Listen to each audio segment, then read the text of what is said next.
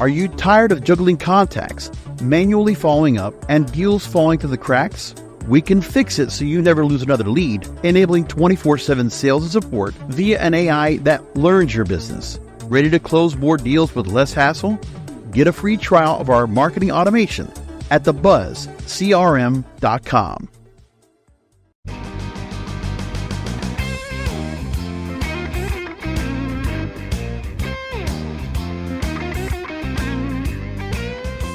Thanks for joining for another Blunt Business here on CannabisRadio.com. Appreciate all of you joining us, finding the show as you have found it. Maybe through our YouTube channel on Cannabis Radio's YouTube channel, through Spotify, Apple Podcasts, YouTube Music, or iHeartRadio, and all major podcast platforms. And of course, CannabisRadio.com and the Cannabis Radio app. And today's program brought to you by the Buzz CRM. It's an all-in-one solution. Let me tell you, Cannabis Radio, the folks here in the studios, we are using it, an all-in-one solution with over 500 tools to manage every aspect of your marketing with effortless automation. AI right now handling your email, social media, and even customer inquiries 24 hours a day, 7 days a week with a chatbot widget, personalized workflows, streamlining your processes, and nurturing leads with customized automation, omni-channel reach, data-driven decisions, so much more. No matter what kind of business you have, the Buzz CRM has you covered with a single affordable plan, and you can get a free trial right now. Go ahead and find out how the Buzz CRM will give you more bang for your buck and boost your marketing ROI. If you need to pause the episode, just go right now to thebuzzcrm.com, sign up, and come on back. So Blunt Business Day is going to be a little bit different. We're going to go ahead and focus, given the election, the general election for president, and a major other number of initiatives, ballot amendments, among other things that are going on. We're going to go ahead and talk about with my next guest. He is Vice President of Marketing and External Affairs and Deputy General Counsel at Dutchie. We're going to have Dutchie on the program. It's been a long time coming. A leading cannabis tech company. He focuses on advocating for cannabis policy reforms, particularly around federal legalization and banking access, and also emphasizing the importance of political support for the industry. I'm here with Bryan Barash. Bryan, thanks for being on this. Oh, thanks for having me. Really excited to be here on Cannabis Radio, and super excited to jump into it. Yeah, so glad to go talk about it because, I mean, we do hear Dutchie's name quite a bit, especially in our Cannabis Roundup program, because always some of the fact of, what platform do you use? And I can't tell you how many times I hear the word Dutchie, because a lot of states are into it, and then you are available in various markets, and we know that a lot of people are using Dutchie, so really glad to go and have your team on here to go and talk, and especially your expertise, because you've been asked about quite a bit things when it comes to politics and just necessarily where cannabis is going to be going for legalization and any other relief that we might get from Congress or Washington, D.C. in general, to see where we are with that. Because there's a lot of things that are coming up that we're going to go and focus on extensively. And of course, I want to go and be able to talk about a new platform, Dutchie 2.0. We want to definitely go and focus on that today. But first off, the 2024 presidential election, cannabis legalization. Maybe we haven't heard a whole lot about it, but it is something that's important because there are two candidates that are going to be coming in that will possibly have a different sway on possibly leading a charge, if possible, if Congress is able to get a bill up in front to bring legalization up to the forefront. Now, first of all, we have Vice President Kamala Harris, who has been a strong advocate for federal cannabis reform. She has co-sponsored the MORE Act, aiming to decriminalize cannabis and expunge nonviolent cannabis convictions. We've talked about that extensively. Also, her focus is addressing on social justice issues and the disproportionate impact of cannabis laws on marginalized communities. So we know the MORE Act has been one direction that has been a bill that's been possible to put in front of Congress. Former President Donald Trump has shifted towards state-level cannabis legalization, emphasizing that states should have the right to determine their own cannabis policies. He's highlighted the economic and medicinal benefits of legalization, particularly in battleground states like Florida. While he previously maintained a hands-off approach during his presidency, he has shown a more open stance on cannabis reforms as he courts voters in key states. And that's the idea of this broader public sentiment where cannabis, we know there is a large support for cannabis across the country. Well, that's why we have so many states that are still green lit. And later on in the program, we'll talk about the state-by-state initiatives that are coming in to see more states being green lit for medical or adult use. So in my opinion, Bryan, I'll say this first off, and then we'll go on to questions, but I do believe, well, I'll ask you about this right now anyway. No matter what comes in, whoever's going to come into the Oval Office, I believe that federal response to legalization will not happen for at least 3 to 5 years unless there is a definitive House and Senate majority. Where do you think the time frame is for legalization, if we see it at all? Would we see it in either of these administrations for 4 years, or is that kind of a pipe dream right now?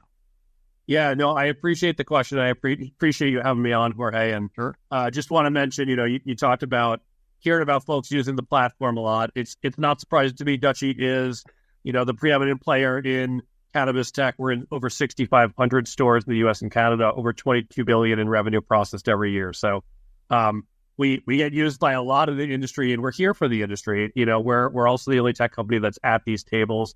We're leading as board members of the United States Cannabis Council. We co-founded the Coalition for Cannabis Scheduling Reform. So we're deeply involved in these policy levels at the highest levels of government, just to sort of frame that for you. And, look, we're in every legal cannabis state. As you know, more and more states legalize every year. More and more people say they support legalization every year. We see support growing with people who are 65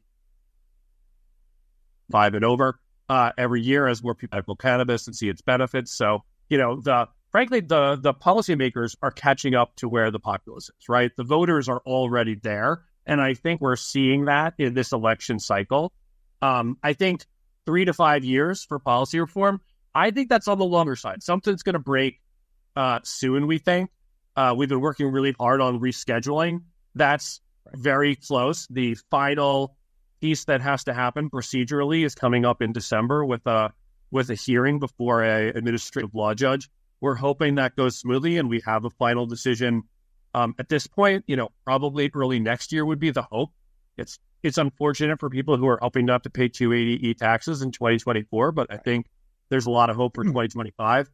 And then, we'll see where we go from there. I think it's very clear from this selection, as you said, both presidential candidates, right, going way beyond what their party has said before. We're seeing they're the ones who are most close to the political calculus here, what is winning over voters, especially those undecided, irregular voters. And this is a winning issue. We know this is a winning issue. We see it happening with the campaigns. They're fighting over voters. They're particularly fighting over Black men right now. And we're seeing, very clear signals that a population that is being contested for this election. This is an issue that moves people. This is an issue that gets people to vote for your party. And so we're hoping we see even more of this, and eventually that leads to federal reform. And honestly, and also let's make the point that their policymakers, it's pretty much split because you have bipartisanship on this as well. When you look at not just the MORE Act that obviously the Senator Schumer, Wyden, Booker were all behind as well, along with Kamala Harris on this matter. You have the States Act that was put out by Elizabeth Warren and Cory Gardner, a bipartisan bill. And, you also had Nancy Mace also putting in some legislation as well to try to get cannabis put forward. And also the attempts by Congress, I'm always going to give credit. They try to put into the National Defense Authorization Act, for the Safe Banking Act at least, trying to push that forward. It has gone through various House committees, the last few years. So we know that it all has been put in place. There's been attempts, no doubt about it, but it is one of those things where I feel like a super majority of Congress with a clean bill. And I say the problem too is that it's a long story issue about these omnibus, these bills that have been put on where you just can't go ahead and issue and propose straight bills. They have to always be added with something else. And that's always been a large problem I always felt with Congress where you can't get a bill and it's 1,000 pages and you expect to get, even if you get it, a week before or 2 weeks before, it's just so much of being added to it. You don't get a chance to read the fine print. And that's one of those things that I always had a big contention about anyway. But now let's go into what each candidate has already said so far, that we already known a little bit more into details into what's going on here. So again, we talked about that if it was Kamala Harris that's looking to go ahead and make it into the White House, her issues would be to address social issues, and federal legalization will be the issue, and more of a decriminalization as a conduit for that approach. For Donald Trump, it will be more of a state-by-state approach, really just not touching what's being done, but just, I guess, a federal blanket of oversight, across the process. Yep. But now, you've highlighted yourself as well that you feel that Kamala Harris has a stronger stance on legalization compared to President Biden. once we had that change of who was going to go ahead and run for president on the Democratic side, stressing her commitment to full legalization as a significant shift in federal attitudes. So what are the potential advantages and challenges on each approach without either going, if you saw a state-by-state approach being put in place and we just kept going where we are, get to as many states as possible, and then allow interstate commerce, allow where people could go and have, where there's a decriminalization in that respect as well. Maybe there's not dispensaries or medical treatment centers in every state, but people can still have access to cannabis where they are. Or if you have it where it's a federal legalization and everybody gets covered anyway. What do you say? Yeah. I mean, look, I just first want to start by saying, we appreciate how far President Biden has already moved the ball forward, right? The first major federal reform that was initiated at the administrative level, frankly, the first acknowledgement that the war on drugs was wrong and people shouldn't be in jail for it, came from President Biden, and then he initiated the rescheduling process. And you're exactly right. Now Kamala Harris is going even further. She's calling for full legalization, which she supported for many years in her political career, which we appreciate. And you have President Trump, who has gone from, rescinding the Cole memo and creating some uncertainty in the space, through his attorney general, to, being a vocal supporter of the Florida ballot question, being supportive of the Safe Banking Act, and indicating that he would support rescheduling. So, I think there will be a difference in approach. That being said, I think many of us see both presidential candidates looking much more rosy in terms of them advocating for finishing rescheduling and passing a Safe Banking Act as short-term solutions. And then the question will be what comes next. And I think you're right there. The Democrats have looked at a more comprehensive MORE Act type of approach. The Republicans have clearly looked at a States Act type of approach where they're just saying, we're gonna green light what the states are doing and say, in states where it's legal, the federal government is officially calling it legal, and vice versa in states that aren't. So, I think both approaches are meaningful and worth discussing. And there's frankly a lot to talk through when we get into that conversation for real about, what happens with interstate commerce, what happens with which federal agency regulates it, what should be regulated federally per state. So there are a lot of those details to work out as we get into this conversation, and we're excited to have it. And the part is, too, is that I think for President Biden, I think, he will get all his credit for the fact that the HHS under his administration decided to approach the DEA to reschedule. That's a very important stance. And I think it's one of the few things of release that, either Congress or from Washington, D.C. that we can get from a federal level that is very important. And I think to get to that fruition, to have the 280E distinction pulled away, that revenue, 10, 15% to go and come back to businesses to reinvest or however they want to go and use that. I would say also take some of that towards compliance. Those areas are important. And I think the one thing I can say is that I think that President Biden has also been getting a lot of acknowledgement from his senators at the state level from what they have seen. Obviously, we've heard from Senator Schumer of New York saying, talking to Politico, saying about the fact that when he saw what Colorado did, in their initial 10 years of being legalized and seeing that, thinking that crime was going to go through the roof as a result, did not.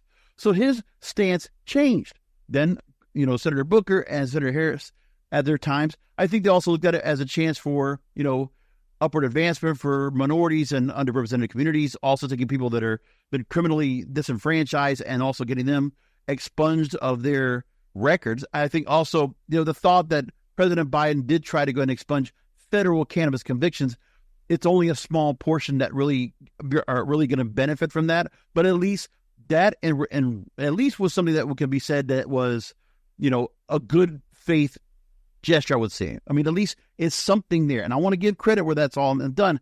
And now, we're going back over to President Trump, former President Trump, as you said, there was a lot of hesitation because he did have his Attorney General, Jeff Sessions, rescinded the Obama-era Cole memo that granted many cannabis businesses a sense of security and, left things alone.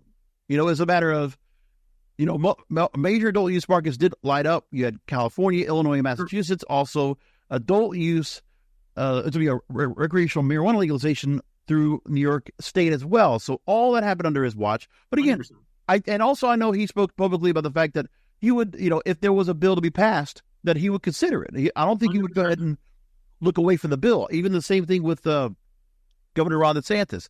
Once Florida I believe is going to go and pass Amendment 3, which will allow adult use cannabis. I voted already for it, and I voted yes. I think, one thing is, warranting the fact of, safety for children and keeping it out of hands of children. I totally agree with that. But I don't think he's going to go and do anything about not signing the bill. I mean, it just, when medical came in the same place, he didn't do anything but sign it. I think they just, they'll see that the people have spoken, and I can see on both levels where it goes now. For the industry expansion, yeah, go ahead. One other quick thing, I want to give credit where credit's due. He also did provide clemency to some cannabis prisoners and actually got some people out of jail. So it's worth giving him credit for that as well. Right. The I forget the act that he did that was really and it was for a lot of disenfranchised prisoners that were brought in for various criminal convictions that were drug based, and exactly that so it is not as if, and this is the part where this is the breakaway from, get the signal from the noise, right? The noise that's going on from, media outlets, because they're looking for clickbait. They're trying to go in. There might be a tabloidistic sense of how some people might, do things where it's emoting emotions. I came from journalism. I'm not happy with the way journalism is. My thing is now, to even find the information like this, I have to go to 5, 10 different sources. And most likely I'm not going to a major news outlet to find this information. I have to go to everywhere else and do my own research. But that's another story for another day.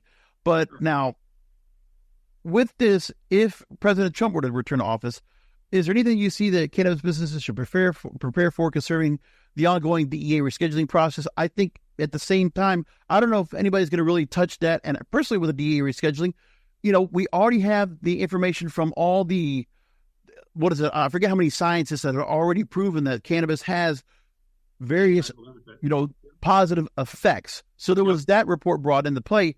I don't think there's anything going to be stopping that. It's just a matter of when. But the thing is, we've had a delay in getting that finalization.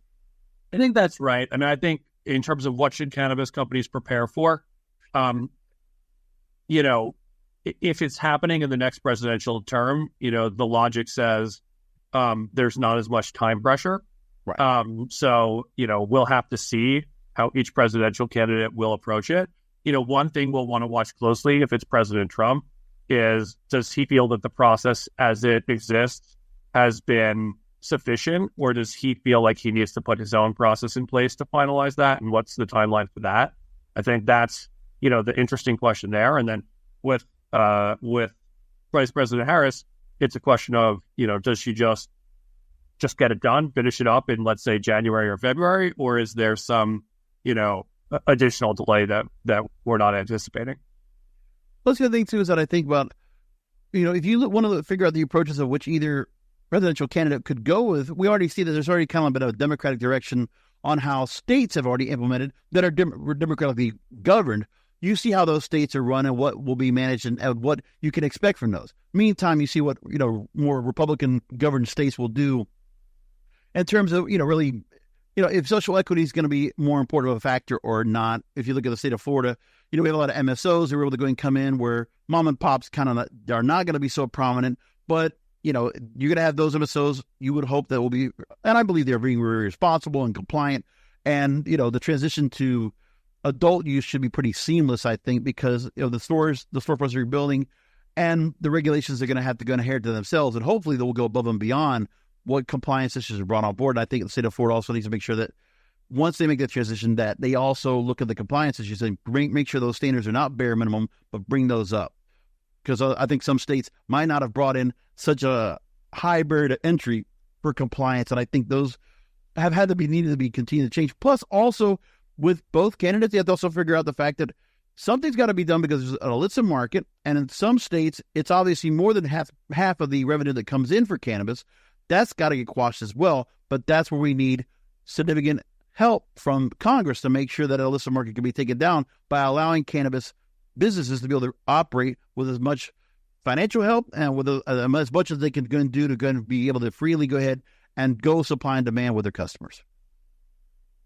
Sure. No, I mean, I think that, there's clearly a distinction there. I mean, what we're seeing in different states is, with what we call laboratory democracy, right? So we're seeing different approaches being taken. We're seeing different attempts to see how can you support businesses? How can you create diversity and vibrancy in the industry? And Of course, that's always pitched against how quickly can you provide access to cannabis. And frankly, from our experiences with state regulators, I would say that's been one of the missing pieces of this conversation is, are we prioritizing access first? Because there's been a few states where I think with their intentions in the right place, we've seen a much slower ability of the market to grow. Sometimes we've seen the illicit market grow in its place. We've seen intoxicating hemp playing a significant role in its place. And so, for me, the thing I always would preach to regulators is let's get it right. Let's make sure that your policy goals are achieved through rolling out a new market, whether that's a new medical market for the first time or a new adult use. But let's center, patient and recreational access first, because that's the whole reason voters and legislators are putting these programs in the place in the first place, right? Is access to the product. Yeah, and also in the words of various markets, that if we are going to have cannabis be part of helping out in terms of a social equity perspective, that that entry into social equity, and for those that decide to become entrepreneurs to come into the space because of minority guidelines or a disenfranchisement guidelines, a second chance for those that are trying to go ahead and make a life for themselves and build, a career for themselves.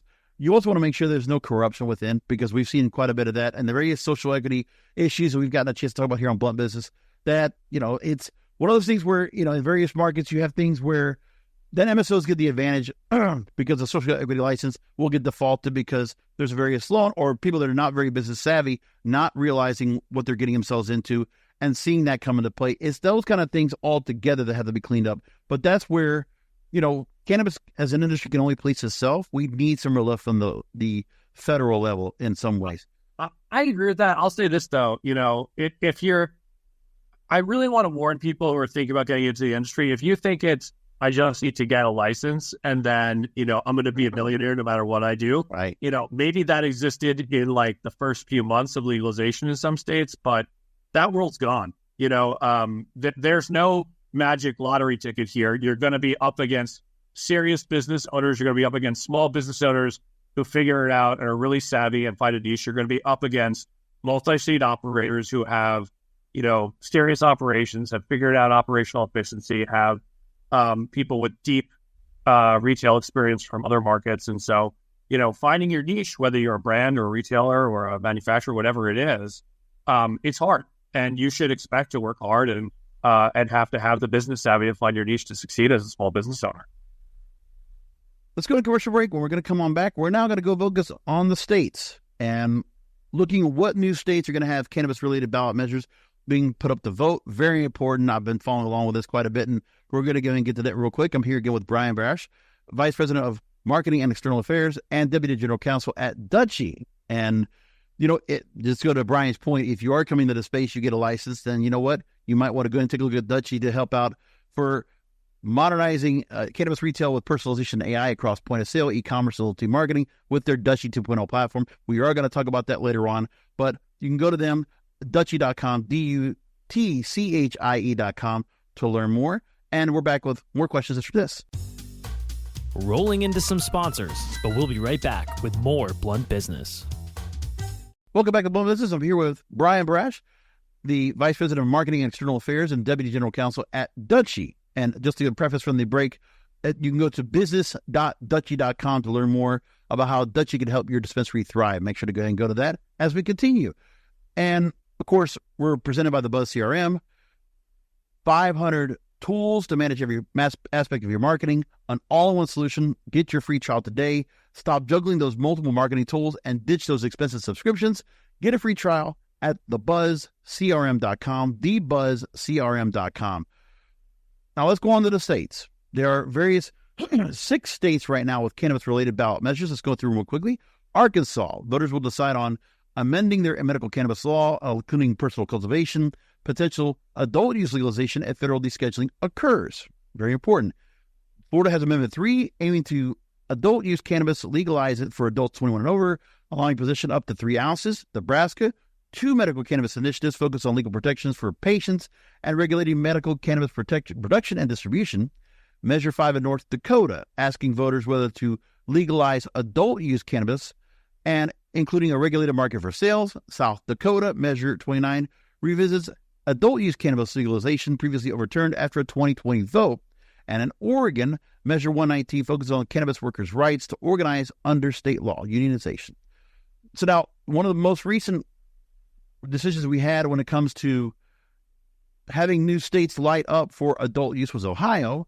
And when you look at what the policy debate is right now and the rollout of Ohio getting it ready for adult use, Pennsylvania is also one area, because we know that on our Planting Seeds program that we host here on Cannabis Radio with Senator Cerise Street, we've been talking extensively about the fact that Senator Street is one of the writers of the bill to present towards Governor Josh Shapiro to sign to legalize an adult use for cannabis in Pennsylvania from medical, and to go that route. That we've had a lot of extensive conversations. I would implore people to go ahead and listen to Planting Seeds and find out more about what's been going on in Pennsylvania. It's been very active. We've been following along with it very extensively and very, granularly, if you will. But I want to know, Bryan, what you think about how this will shape in these new ballot measures the strategies advocacy groups and industry stakeholders, especially states like Pennsylvania, are evaluating their legalization paths. What do you say?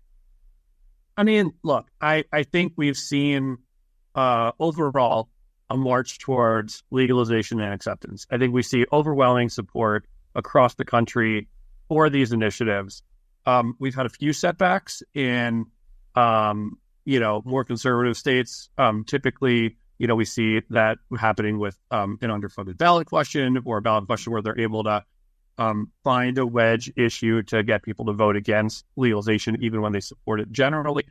That being said, we're part of the Florida ballot question campaign. We've donated to it. We strongly are hoping and expecting that it will be successful. We know the majority of Florida voters want it. It is a 60% burden of votes to get into the Constitution, so that is a little bit of a tougher bar. But we did, achieve that in Ohio, and we were part of that effort too.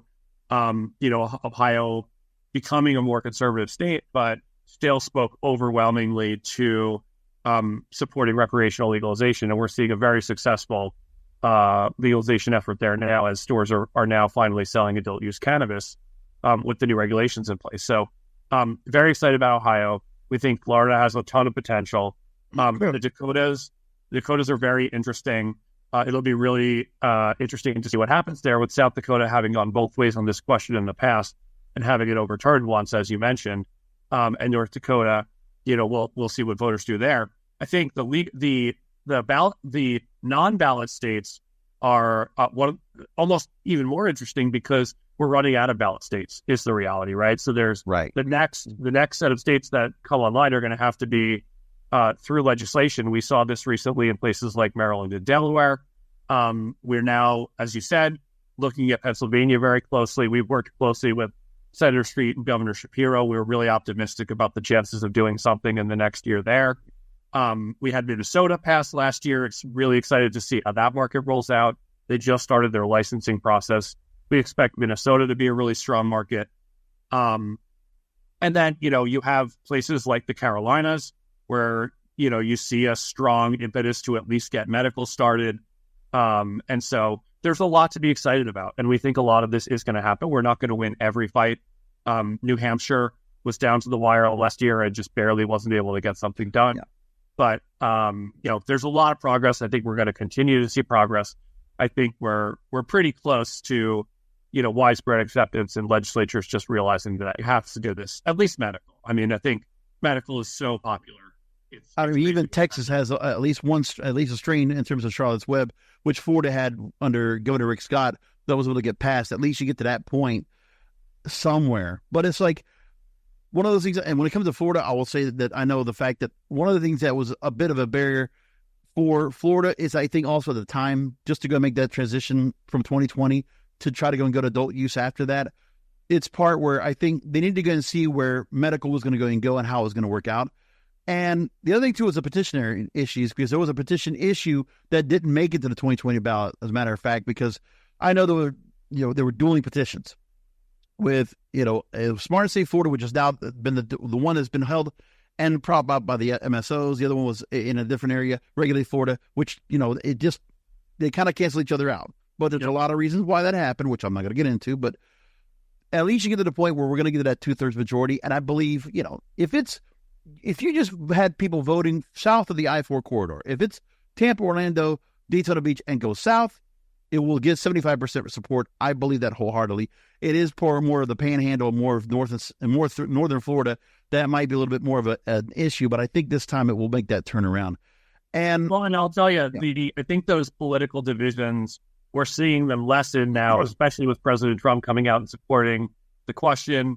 That's been very visible on the campaign trail. Certainly the campaign is pushing that, and we're seeing that be a very responsive message for Republicans. They're very happy to see that their preferred presidential candidate is supportive, and it makes them, I think, feel more comfortable saying, like, well, I'm for this, but, some of my party aren't. I think the president's support really makes it easier to say, okay, I'm voting for this. My president agrees with me. And I also feel like there's something about where, and it has not been really amplified much, but I think when you had Robert F. Kennedy, who was also running as a candidate, and at some point had significant support, throwing his support towards former President Trump, and just seeing where, in some of the areas when he wants to go and come across and looking for helping Americans with different, finding different normalities to go and help themselves feel better, changing the kind of the foods we eat, those kind of areas. I think that kind of support also comes from him, that also has moderated the stance that former President Trump has now. I think it also helps in the areas of him supporting cannabis legalization when it's brought to him. Sure. Yep. I mean, I think that I think there's a lot of things that go into it with President Trump. I mean, I also think whatever your political leanings are, it's pretty clear he's very shrewd in understanding where the people are. And I think we who work closely in this industry and are closer to this issue, follow it closely, we all know. We know exactly where the people are. People are overwhelmingly in support of legalization. More people become supportive of it every day as, their grandma takes it for glaucoma, or their friend takes it for cancer treatment, or, the millions and millions of stories we've all heard of how this impacts people's daily lives. That adds up and it creates more believers. And the campaign for Smart and Safe Florida, I can tell you, and for us a very conservative state like Florida, you look at what the ads have been, it's been a lot of senior citizens advocating, and also law enforcement also putting their support towards it. Various several law enforcement agents also going on, and first responders talking about the benefits of cannabis because they're seeing it from a medicinal standpoint, bring more access out there, let people go and grow it, let people have a chance to go and use it. That's where it's a resonating message, and I think that gets across. And that's in a much tougher environment to put that message across, as you would say other states. But now, moving along now, for states right now, if we looked at, if it's not legalization from a federal standpoint, whether it's a States Act or a MORE Act or what it could be, the Safe Banking Act we've talked about, mixed reception among legislators, especially even within traditional supportive states like Ohio. But, for Dutchie itself, if there's hurdles when you see advancing federal cannabis banking reforms, I actually talked to someone about the area where, while we're waiting for any kind of relief, we have various financial-based institutions that are servicing the cannabis industry itself and making a lot of changes to just do what they can to go and continue to just offer information, offer banking services, lending, and various other, ways of loaning, and just offering, solutions out there for companies to go and continue to have safety and security to go and run their businesses, have the finance they need, those areas. But now for Dutchie, supporting states with emerging markets, does a Safe Banking Act or anything right now, the hurdles that you see from the cannabis banking and investment sector, how does that impact Dutchie's efforts to support dispensaries and states with emerging markets? Yeah, it's a great question. I mean, it's something we think about all the time. We are a full-scale technology solution, right? And we just came out with Dutchie 2.0. We've been expanding our platform. We've been looking very closely at banking and investing, and particularly for us at payments, and how you are able to support businesses that are heavily focused on cash, that have had serious issues with crime, that struggle to even get a bank account, never mind being able to process consumer payments. And it's a very difficult situation for them to be in.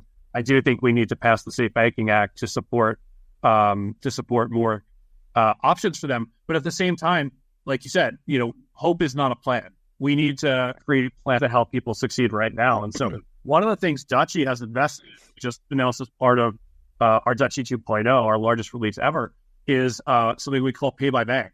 And our Pay by Bank platform is powered by Plan, which is the largest, one of the largest financial, fintech companies that exists in the country.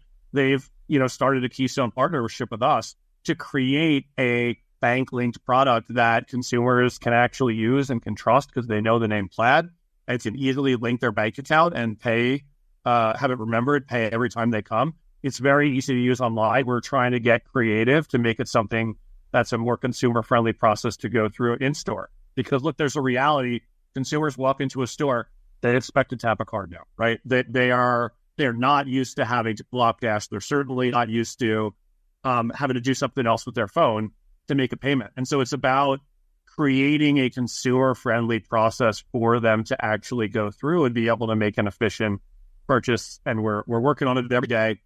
We think we've made a lot of progress there. And I'd say stay tuned because we have some even more exciting things coming there in the future. I mean, you look at, there are models. You look at, your Dunkin' Donuts, your Starbucks app, that there's ways to get consumers to change their purchasing behavior. And we're trying to bring those modern solutions to the cannabis industry.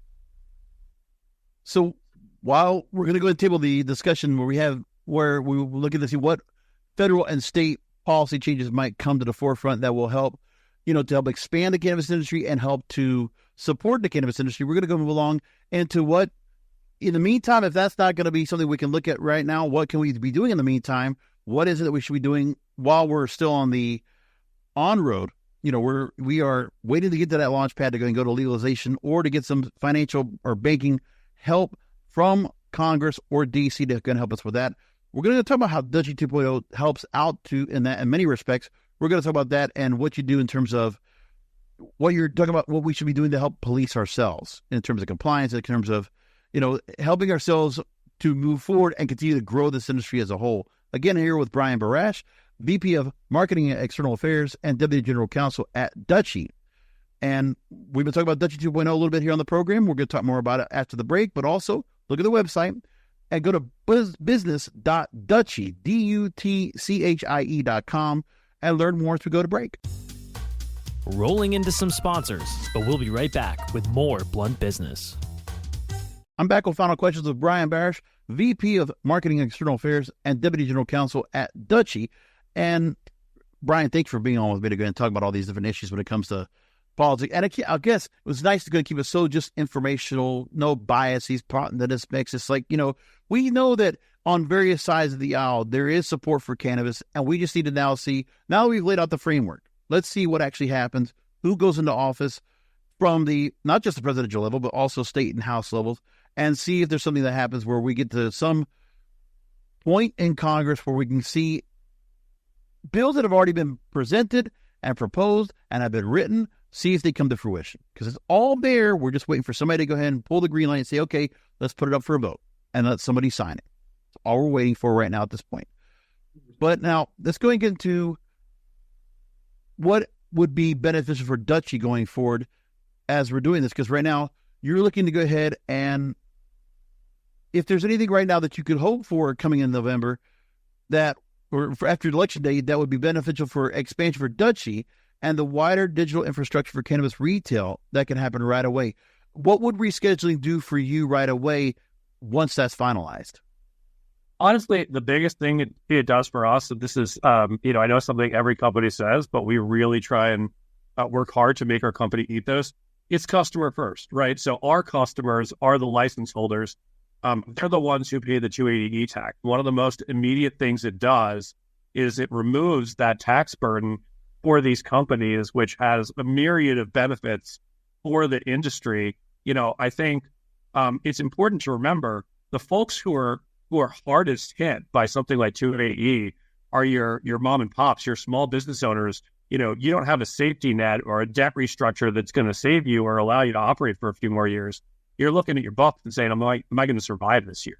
Right. And so we've heard this numerous times from our customers.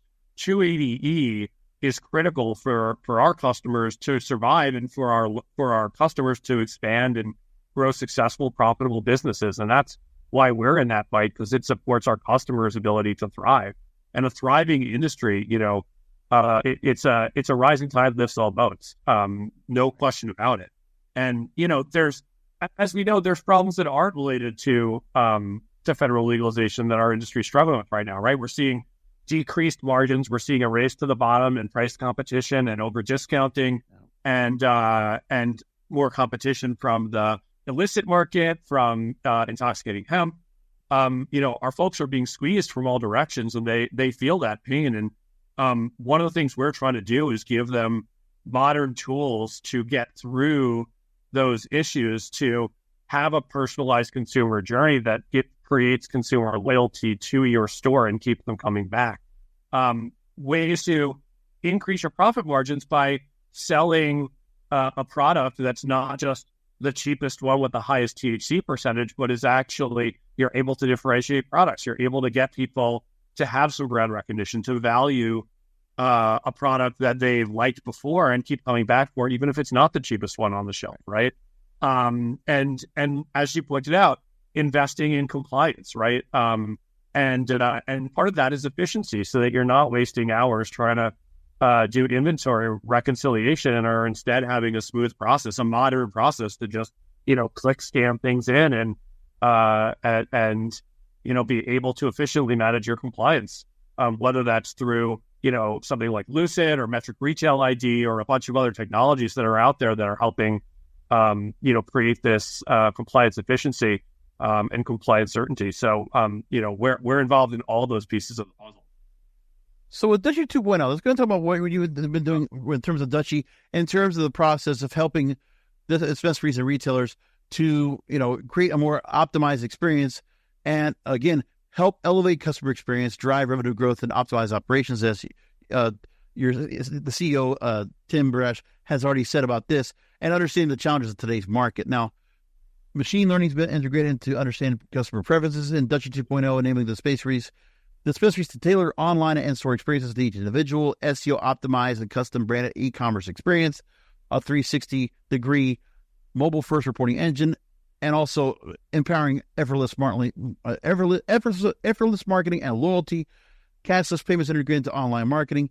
And one of the things that I'll look at is that, in the streamlining operations, this was one of the important points I wanted to take from the components of what Dutchie 2.0 does, because we talked about compliance. And on this program, maybe every other show or so, or every couple of shows, compliance is going to come into the forefront, because I'm going to say, until legalization comes into play, we have to self-police ourselves as an industry. Compliance needs to be above and beyond, even what the state recommended compliance standards are. And if it's GMP, which we know is much more expensive, but, when I talk to legal counsel, when I talk to various people, and I'm sure from your own legal experience, if you can reach GMP, one of the things that what Dutchie 2.0 does is that you're freeing up time to focusing on, for exceptional customer service, building meaningful connections, and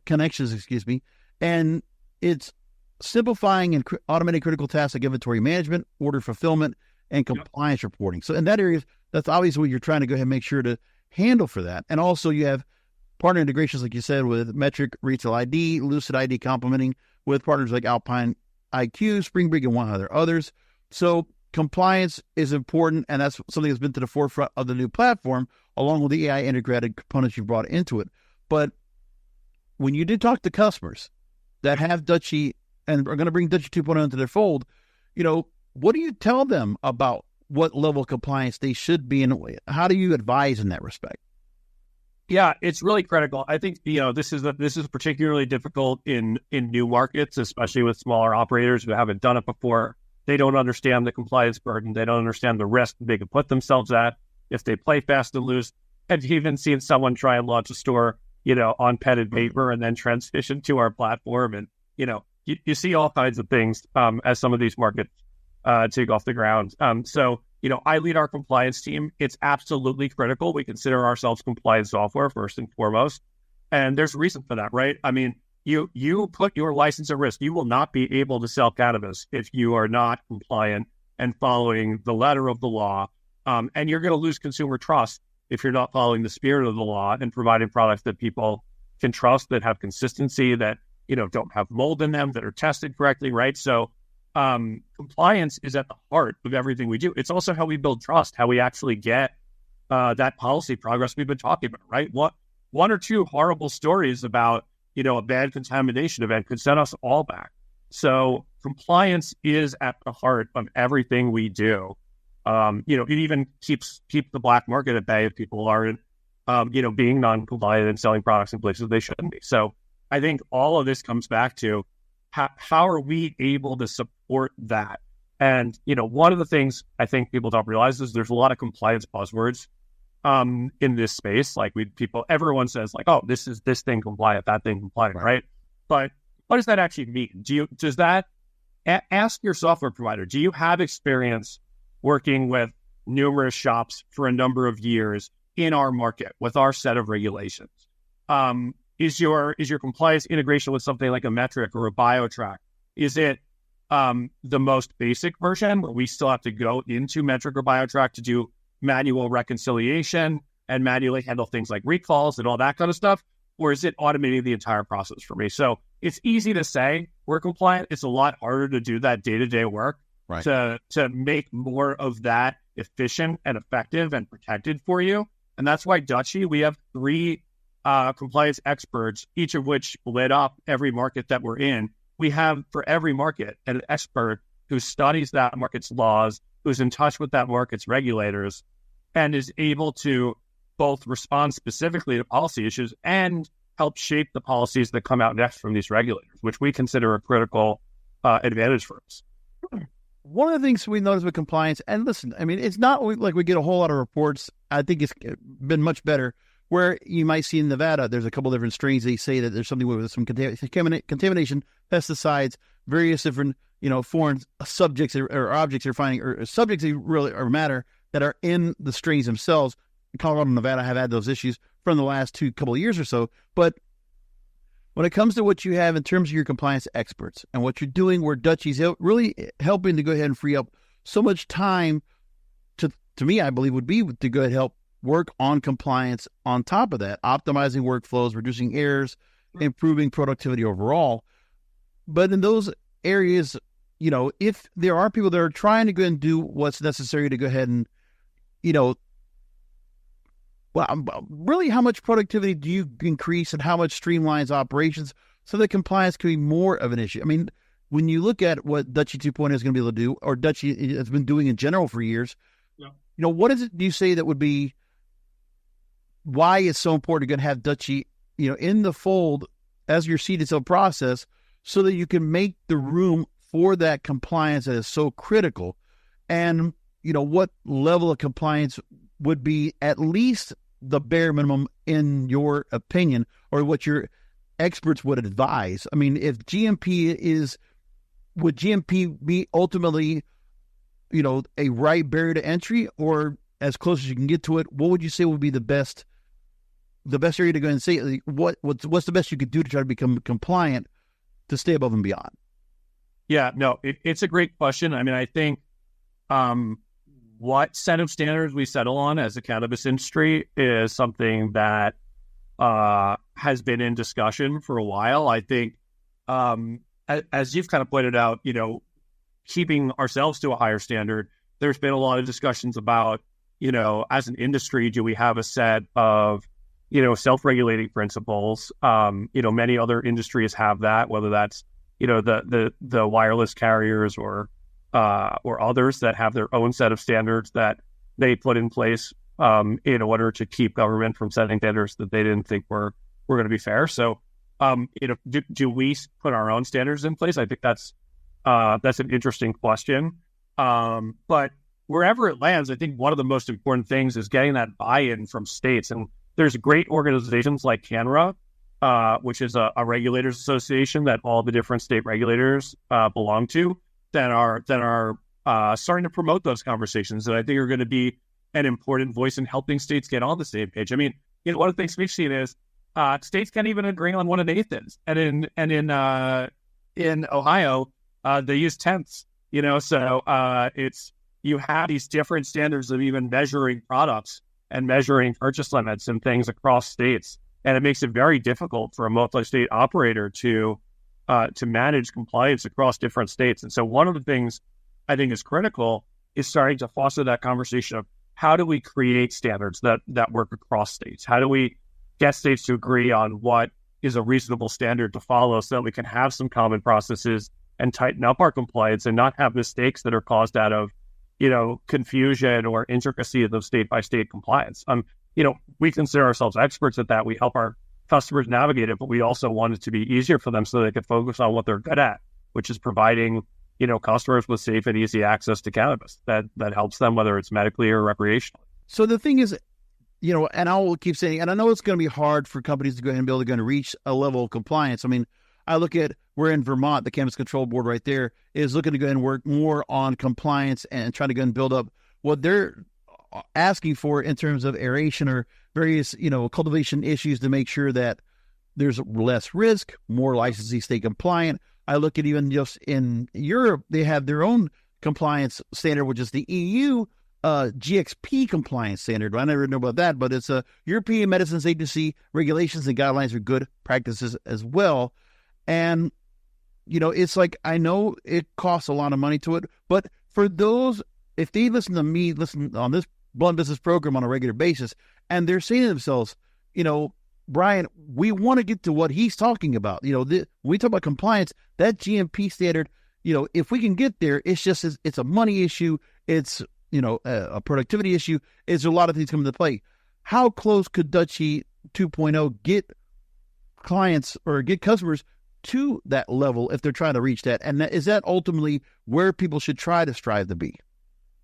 Yeah, I mean, look, I think it's a good question. I think it really does require some standardization. I think it's very difficult to reach that level alone, right? You need a supply chain that's all working on the same standard. You need retailers being able to buy from distributors who are working with products, who are working with growers, that are all on the same page about this stuff. But I do think there are some companies that are doing some great work to achieve this. I mean, I already mentioned before, Lucid and Metric and others that are trying to make strides in this direction, trying to modernize the way that works. And, Dutchie works with both of those companies and is able to support that. But frankly, like one of the biggest things that Dutchie 2.0 is bringing to people and that we're focused on is the consumer journey and how you're able to navigate, providing consumers a modern cannabis experience both online and in store. Because look, you don't go to Amazon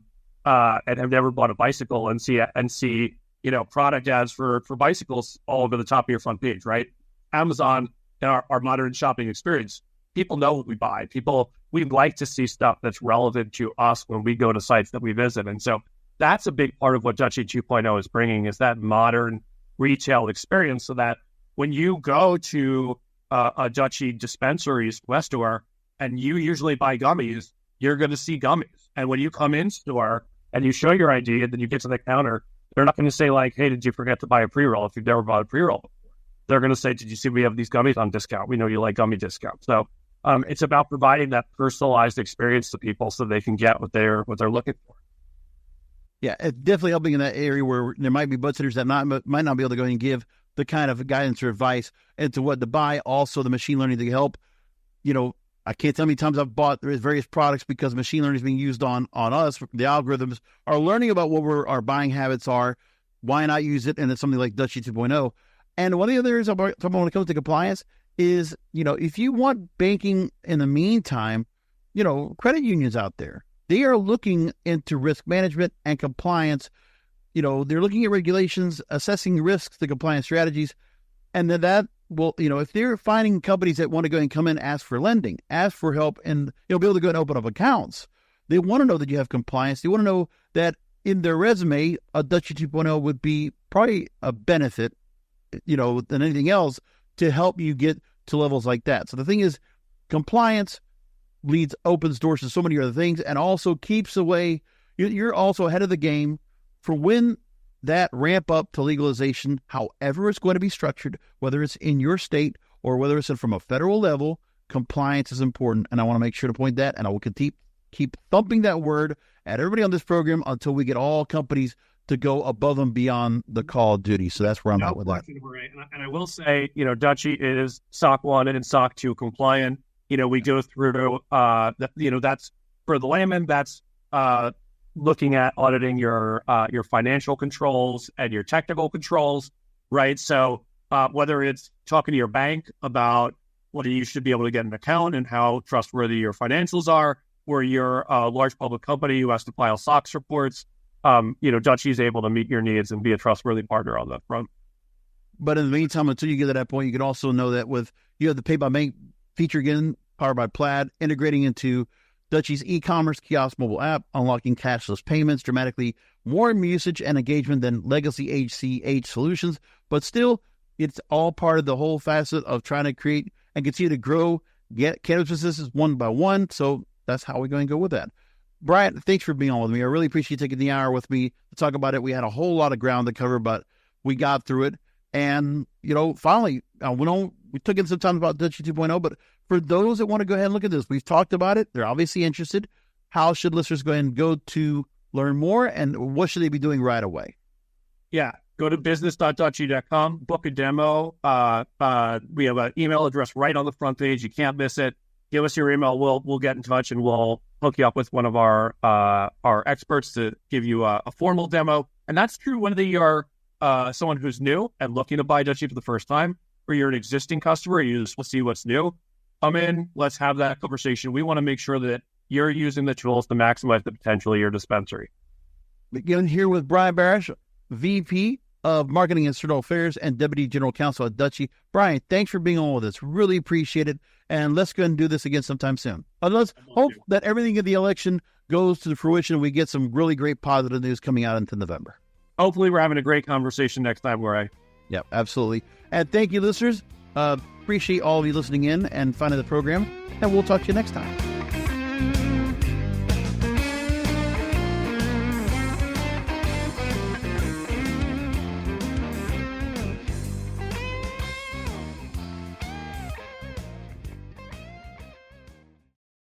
Are you tired of juggling contacts, manually following up, and deals falling through the cracks? We can fix it so you never lose another lead, enabling 24/7 sales and support via an AI that learns your business. Ready to close more deals with less hassle? Get a free trial of our marketing automation at thebuzzcrm.com.